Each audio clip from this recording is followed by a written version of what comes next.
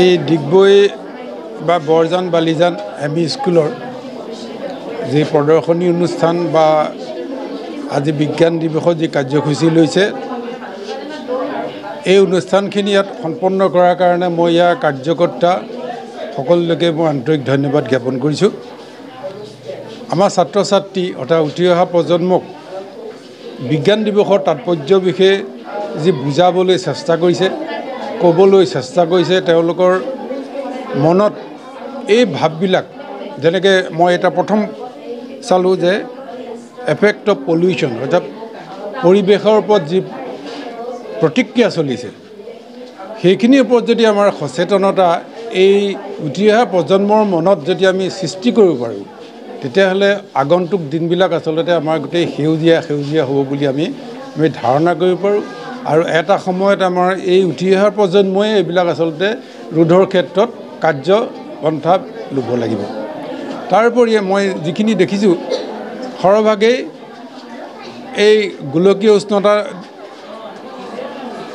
এইটোতো আমাৰ পৰিৱেশ বিনষ্ট কৰিছে। গোলকীয় উষ্ণতা হোৱাৰ কাৰণে আমি আজি ভাল ধৰণে জীৱন ধাৰণ কৰিব পৰা নাই, গছ গছনি নাইকিয়া হৈছে। আৰু এইবিলাকৰ মূল কাৰণে কি, গছ গছনিবিলাক আমি এই জীৱশ্ৰেষ্ঠই ধ্বংস কৰিছোঁ দিনে দিনে। আমি কাৰোবাক বুজাবলৈ যাওঁ কিন্তু মই গধূলি আবেলি মই গছ কাটিছোঁ, মই কাৰ্বন ডাই অক্সাইড জ্বলাইছোঁ, মই প্লাষ্টিক পলিথিন জ্বলাইছোঁ বা মই বহুল পৰিমাণে ব্যৱহাৰ কৰিছোঁ। এই যিটো মানসিকতা আমাৰ মাজত গঢ় লৈ উঠিছে এইটো কিন্তু বিৰূপ প্ৰভাৱ পেলাব। আৰু আজিৰ দিনটোৰ পৰাই আমি আচলতে সংকল্প ল'ব লাগে যাতে এই পৰিৱেশ বিনষ্ট কৰা এনেকুৱা ধৰণৰ কাৰ্যপন্থাবিলাক আমি হাতত নলওঁ। মই আমাৰ প্ৰত্যেকজন ছাত্ৰ ছাত্ৰীয়ে গৈ ঘৰত অভিভাৱকক ক'বগৈ, অভিভাৱকৰ লগত আলোচনা কৰিব লাগিব যে আজি আমাৰ স্কুলত কি কথাবিলাক আলোচনা হ'ল। আমি আজি ক'ম যে পলিথিন ব্যৱহাৰ কৰিব নাপায়, কোনোবা এটা মাত্ৰালৈকে পাৰে, কিন্তু সকলো পলিথিন ব্যৱহাৰ কৰিব নালাগে। আৰু চৰকাৰেনো কিমান বন্ধ কৰিব, কাক বন্ধ কৰিব, নহয়নে বাৰু? আমি নিজেই নিজৰ মাজতে এটা আমি প্ৰতিজ্ঞা কৰিব লাগিব যে এনেকুৱা বিৰূপ প্ৰভাৱ পেলাব পৰা যিখিনি সামগ্ৰী আছে সেইখিনিৰ পৰা আমি বিদূৰ হ'ব লাগিব। এতিয়া সেইটোতে আচল তাৎপৰ্যটো তাতে আছে। আমাৰ সৃষ্টিশীল মন এটা লৈ পেলাই আমাৰ ছাত্ৰ ছাত্ৰীসকলে এটা যি আৰ্হি প্ৰস্তুত কৰিছে, মডেল প্ৰস্তুত কৰিছে, সেইখিনিৰ পৰা আমি এটা আমি চাব পাৰোঁ তেওঁলোকে অকণমান গভীৰভাৱে নিশ্চয় এইখিনি লৈছে বা ল'ব। আজি যদিও খন্তেকতে ল'ব পৰা নাই, ভাল ধৰণে চিন্তা কৰিব যে আমি আমাৰ উঠি অহা যিবিলাক প্ৰজন্ম আছে আমি আচলতে গুৰি ধৰিব লাগিব। এই পৰিৱেশ পৰিচ্ছন্নতা আমি সদায় কৈ থাকোঁ, নহয়নে বাৰু? স্বচ্ছতাৰ বিষয়ে আমি সদায় কওঁ, নহয়নে? আমাৰ মনবিলাক প্ৰফুল্লিত হ'ব পৰা কামবিলাক আমি কৰিব লাগিব। আমি ঘৰতে শাকনি বাৰী সকলোৱে কৰোঁ, ভাল নালাগেনে? আমি সদায় শাকনি দৰালি চাই পেলাই যে কিবা এটা গছপুলি উঠি আহিছে, নহয়নে? গতিকে গছপুলিটো যিটো অংকুৰিত হয় সেই অংকুৰিত হোৱা মনবিলাক আমাৰ মনতো আচলতে অংকুৰ হ'ব লাগিব। আৰু অংকুৰ হৈ থাকেও, নথকা নহয়। আমি কিন্তু সেইখিনি বহুলভাৱে ব্যৱহাৰ কৰিব পাৰিব লাগিব, সঁচা অৰ্থত কৰিব লাগিব আচলতে। গতিকে এইখিনি আমি চেষ্টা কৰিব লাগিব। আৰু কিছুমান দেখিছোঁ পদাৰ্থ বিজ্ঞানৰ বিষয়ে কিছুমান প্ৰদৰ্শনী দেখিছে, কিছুমান গণিত বিষয়ে কিছুমান দেখিছে। এই গণিত বিষয়েও লাগিব, পদাৰ্থ বিজ্ঞানো লাগিব, সামাজিক যিটো আমাৰ সমাজখন গঢ়িবৰ কাৰণে আমাৰ যিখিনি আচাৰ ব্যৱহাৰ মনস্তাত্ত্বিক দিশবিলাকতো আমাৰ আচলতে কাৰ্যপন্থাবিলাক প্ৰতিফলিত হ'ব লাগিব। তেতিয়াহে আমি সামগ্ৰিকভাৱে আমি দেশখন আগুৱাই নিয়াৰ লগে লগে আমাৰ সমাজখন, ঘৰখন আগুৱাই নিব পাৰিম। আমাৰ ওচৰ পাজৰৰ আই মাতৃসকল ইয়াত আহিছে, তেখেতসকলৰ মনত এটা ভাবিছে আমাৰ ল'ৰাটোৱে, আমাৰ ছোৱালীজনীয়ে ভালদৰে পঢ়ক, ভালদৰে শিক্ষা লওক, দেশখনক তেখেতসকলে অহা দিনবিলাকত আগুৱাই নিব লাগিব। তেখেতসকলৰ মনৰ কামনাখিনি পূৰ্ণ হওক, আশীৰ্বাদ আমাক সদায় থাকিব। আমি এজন শিক্ষক হিচাপে ছাত্ৰ ছাত্ৰীৰ যি কল্যাণ, ছাত্ৰ ছাত্ৰীৰ কি সাফল্য, সেইখিনি কিন্তু আমি মনত ৰাখিব লাগিব। আৰু এটা আইনষ্টাইনৰ মই নামটো সদায় লওঁ, মহান বিজ্ঞানী, try not to be a man of success.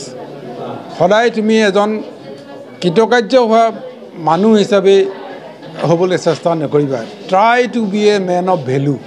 অৰ্থাৎ তুমি এজন ভাল মানুহ ভাল গুণসম্পন্ন এজন ব্যক্তি হ'বলৈ সদায় চেষ্টা কৰি থাকিব লাগিব আৰু এইবিলাক আমি ক'বহে পাৰোঁ আমি আশা কৰিব পাৰোঁ আৰু কোৱা আৰু আশা যদি আমি সন্মুখত আমি দেখা পাওঁ তাতকৈ আমি শিক্ষক হিচাপে আমাৰ তাতকৈ আৰু কোনো আনন্দ নাই আমাৰ নিজৰ সন্তান এইখিনি আমাৰ নিজৰ সন্তান চব সমান ঘৰত আমাৰ সন্তান আছে এইখিনি আমাৰ সন্তান সকলোকে আমি একগোট হিচাপে লৈ আমি সদায় শিক্ষক শিক্ষয়িত্ৰী সকলো শিক্ষক শিক্ষয়িত্ৰী সেইটো কামনা কৰে যে আমি এই ছাত্ৰ ছাত্ৰীসকলক এখোপৰ পৰা এখোপলৈ আমি আগুৱাই নিব লাগিব আৰু তেখেতসকলৰ যি গুণমানেৰে কৃতকাৰ্যতা হ'ব তাতে আমি সদায় শান্তি পাওঁ সদায় আমি শান্তি পাওঁ ছাত্ৰ ছাত্ৰী অভিভাৱক ৰাইজ শিক্ষক সকলোৰ সহযোগ কাৰণ এজন মানুহে এখন স্কুল বনাব নোৱাৰে বা ৰক্ষণাবেক্ষণ দিব নোৱাৰে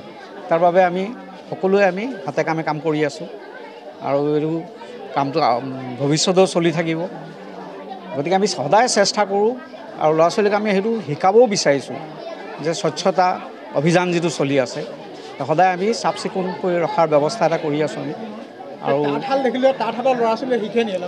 তাঁতশালটো বনোৱা হৈছে কিন্তু আমি ছাত্ৰ ছাত্ৰী শিকিব পৰাকৈ এতিয়া আমি উন্মোচন কৰা নাই সেইটো কিবা এটা অসুবিধা হোৱাৰ কাৰণে আমি অহা এপ্ৰিল মাহত উন্মোচন কৰিম তাৰপিছত এইটো ল'ৰা ছোৱালী শিকিবলৈ পাব আৰু তাৰ কাৰণে আমাৰ এইটো অঞ্চলৰ যিসকল ছাত্ৰ ছাত্ৰী আছে তেওঁলোকৰ মাতৃসকল তেওঁলোকে আমাক সহযোগ কৰিছে তেওঁলোকৰ উৎসাহতে আমি এইটো বনাবলৈ সক্ষম হৈছোঁ আৰু